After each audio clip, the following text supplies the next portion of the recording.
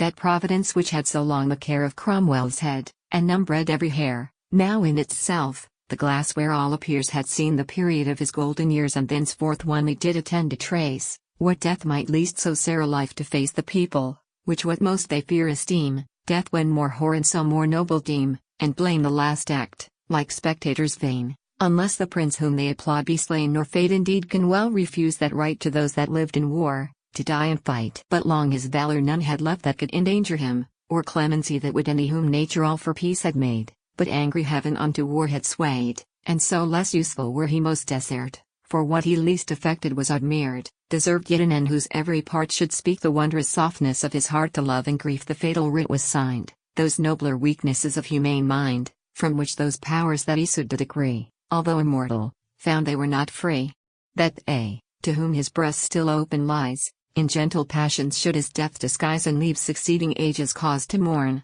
as long as grief shall weep, or love shall burn. Straight does a slow and languishing disease Eliza, nature's and his darling, seize her when an infant, taken with her charms, he oft would flourish in his mighty arms, and, lest their force the tender birth in wrong, slacken the vigor of his muscles strong, then to the mother's breast her softly move, which while she drained of milk she filled with love. But as with riper years her virtue grew, and every minute adds a luster new, when with meridian height her beauty shimmed, and thorough then sparkled her fairer mind, when she with smiles serene and words discreet his hidden soul at every turn could meet, then might how daily his affection spied, doubling that not which destiny had hid, while they by sense, not knowing, comprehend how on each other both their fates depend. With her each day the pleasing hours he shares, and at her aspect calms her growing cares, or with the grandsire's joy her children sees hanging about her neck, or at his knees hold fast dear infants, hold them both or none. This will not stay when once the other's gone. A silent fire now wastes those limbs of wax,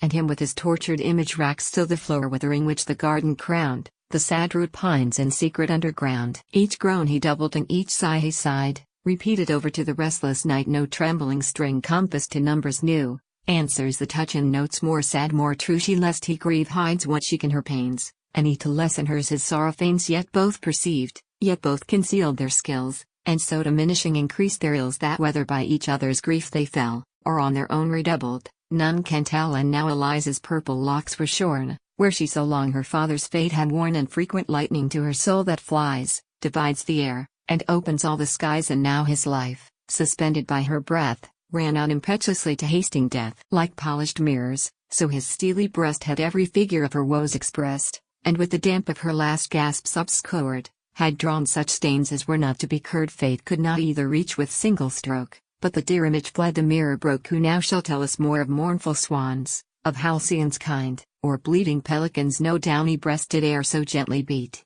or fan with airy plumes so soft and heat. For he no duty by his height excused, nor though a prince to be a man refused, but rather than in his Eliza's pain not love, not grieve, would neither live nor reign, and in himself so oft immortal tried, yet in compassion of another died. So have I seen a vine, whose lasting age of many a winter hath survived the rage, under whose shady tent men every year at its rich blood's expense their sorrows share. If some dear branch where it extends its life chance to be pruned by an untimely knife, the parent tree unto the grief succeeds, and through the wound its vital humor bleeds, trickling in watery drops, whose flowing shape weeps that it falls ere fixed into a grape. So the dry stalk, no more that spreading vine, frustrates the autumn in the hopes of wine. A secret cause does sure those signs ordain foreboding princes' falls, and seldom vain whether some kinder powers, that wish us well, what they above cannot prevent, foretell, or the great world do by consent presage, as hollow seas with future tempests rage, or rather heaven, which has so long foresees,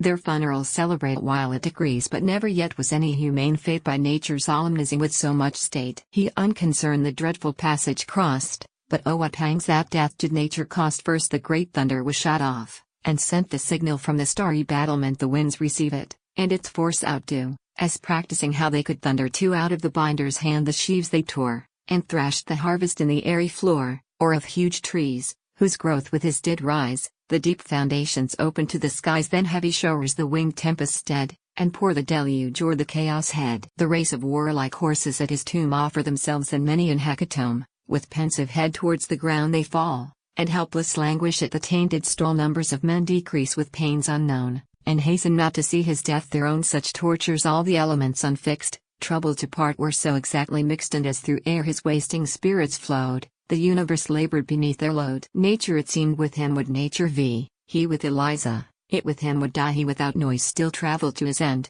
as silent suns to meet the night descend, the stars that for him fought had only power left to determine now his fatal hour, which, since they might not hinder, yet they cast to choose it worthy of his glories, passed no part of time but bore his mark away of honor. All the year was Cromwell's day, but this, of all the most auspicious found, twice had in open field him victor crowned, when up the armed mountains of Dunbar he marched, and through deep Severn ending war. What day should him eternize but the same that had before immortalized his name, that so whoe'er would at his death have joyed, in their own griefs might find themselves employed, but those that sadly his departure grieved, yet joyed remembering what he once achieved in the last minute his victorious ghost gave chase to Linney on the Belgic coast. Here ended all his mortal toils, he laid and slept in peace under the laurel shade. O Cromwell, heaven's favourite! To none have such high honours from above been shown, for whom the elements we mourners see, and heaven itself would the great herald be, which with more care set forth his obsequies than those of Moses hid from humane eyes, as jealous only here lest all be less, that we could to his memory express. Then let us to our course of mourning keep where heaven leads, 'tis piety to weep. Stand back ye seas, and shrunk beneath the veil of your peace, with covered head bewail your monarch. We demand not your supplies to compass in our isle, our tears suffice, since him away the dismal tempest trent, who once more join us to the continent, who planted England on the Flandric shore, and stretched our frontier to the Indian ore, whose greater truths obscure the fables old, whether of British saints or worthies told, and in a valor lessening Arthur's deeds, for holiness the confessor exceeds. He first put armour into religion's hand, and timorous conscience unto courage man the soldier taught that inward mail to wear, and fearing God how they should nothing fear. Those strokes he said will pierce through all below, where those that strike from heaven fetch their blow note. The remainder is supplied from Mizang.poet.d. 49 Astonished armies did their flight prepare, and cities strong were stormed by his prayer. Of that forever Preston's field shall tell the story, and impregnable Clonmel, where the sandy mountain Phoenix called the sea between, yet Hemi his prayer prevailed. What man was ever so in heaven obeyed, since the commanded son or Gibeon stayed in all his wars? Needs must he triumph.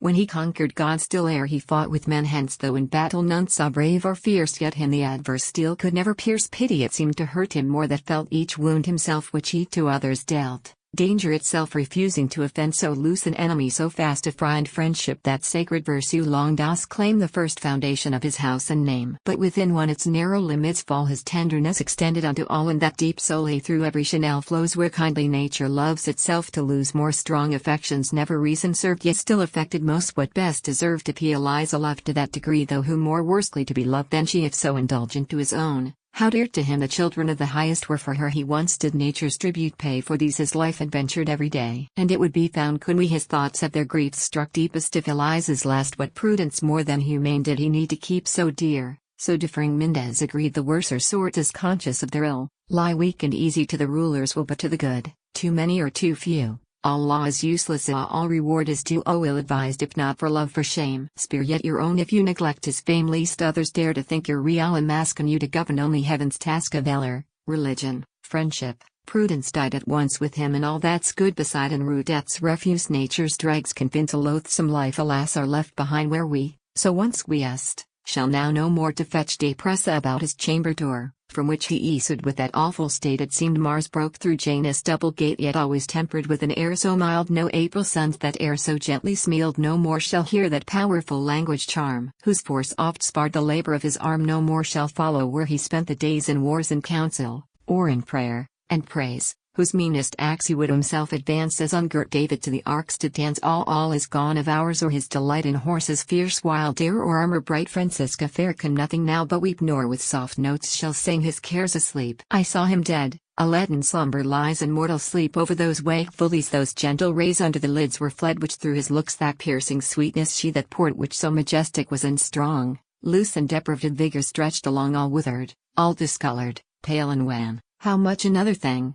no more that, no humane glory vain. O death, O wings, O worthless worth! O transitory things! Yet dwelt that greatness in his shape decayed, that still though dead greater than death he laid, and in his altered face you something fain that threatens death, he yet will live again, not much unlike the seared oak which shoots to heaven its branches and through earth its roots, whose spacious boughs are hung with trophies, rowan honored wreaths have oft the victor crown when angry Jove darts lightning through the air at mortal sins. Nor his own plant will spare it groans and bruises all below that stood so many years the shelter of the wood, the tree ere well foreshortened to our view, infant shows taller yet than as it grew. So shall his praise to after times increase, when truth shall be allowed and faction cease, and his own shadow with him fall. The eye detracts from objects then itself more high, but when death takes them from that envied seat, sing how little we confess how great thee many ages hence in martial verse shall th English soldier ere he charge rehearse, singing of thee and flume themselves to fight, and with the name of Cromwell our eyes bright, as long as rivers to the seas shall run, as long as Cynthia shall relieve the Sunna,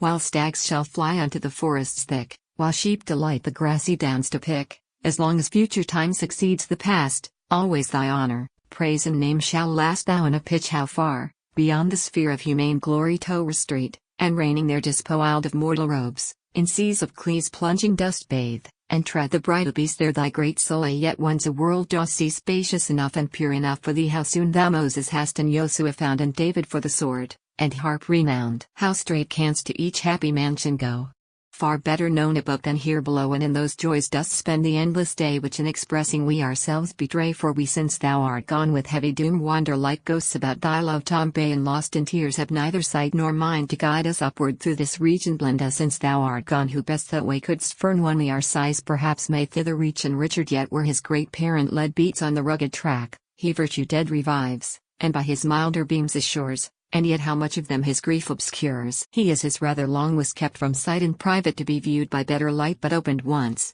what splendor does he throw a Cromwell, in an hour a prince will grow, how he becomes that seat, how strongly strains, how gently wins at once the ruling reins, heaven to this go eyes prepared a diadem richer than any eastern silk or gem, a pearly rainbow, where the sun inches his brows like an imperial jewel grack, we find already what those omens mean. Earth ne'er more glad, nor heaven more serene, cease now our griefs. Calm peace succeeds a war, rainbows to storms. Richard to Oliver tempt not his clemency, to try his power he threats no deluge, yet foretells a shower,